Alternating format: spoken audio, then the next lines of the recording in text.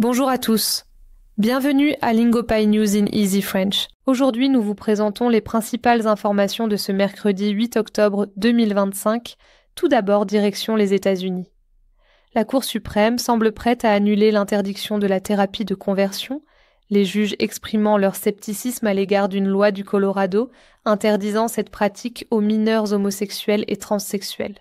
Une tempête devrait se former près de la côte Est ce week-end, pouvant se transformer en ouragan et apportant pluie et vent dans plusieurs États.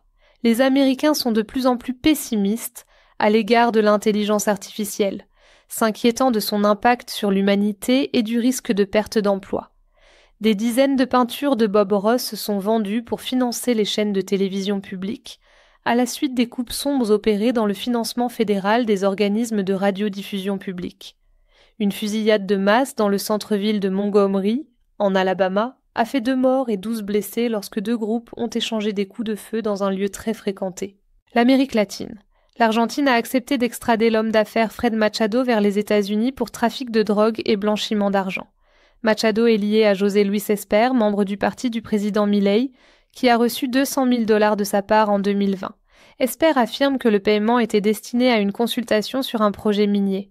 Les autorités vénézuéliennes affirment que des groupes d'extrême droite prévoient de faire exploser l'ambassade des États-Unis, fermée à Caracas. Le bâtiment est fermé depuis 2019, mais un personnel de sécurité limité reste sur place. Le Venezuela a renforcé la sécurité et a informé une ambassade européenne qu'elle servirait de liaison. Passons maintenant à l'Europe. La présidente de la Commission européenne, Ursula von der Leyen, déclare que la Russie attaque l'Europe par des violations de l'espace aérien, des actes de sabotage et des cyberattaques. Elle exhorte l'Europe à réagir fermement pour protéger son territoire. La France est confrontée à des problèmes politiques avec son 5e Premier ministre en 21 mois. Le Premier ministre Sébastien Lecornu a démissionné peu de temps après avoir annoncé la composition de son cabinet, ce qui a suscité l'inquiétude des investisseurs. Enfin, nous abordons l'actualité internationale. En Afrique, en Asie et en Amérique du Sud, les jeunes protestent contre la corruption des gouvernements et les difficultés économiques. Au Maroc, les protestations concernant les dépenses liées à la Coupe du Monde ont entraîné des morts et des arrestations. À Madagascar, les manifestations contre les pénuries d'eau et d'électricité ont provoqué des morts et la dissolution du gouvernement. Au Népal, les manifestations contre la corruption ont entraîné la chute du gouvernement.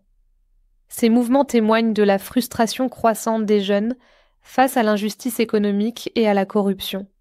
Un rapport des Nations Unies montre que plus d'1 milliard d'Africains n'ont pas les moyens d'avoir une alimentation saine, plus de la moitié d'entre eux connaissant une insécurité alimentaire modérée ou grave.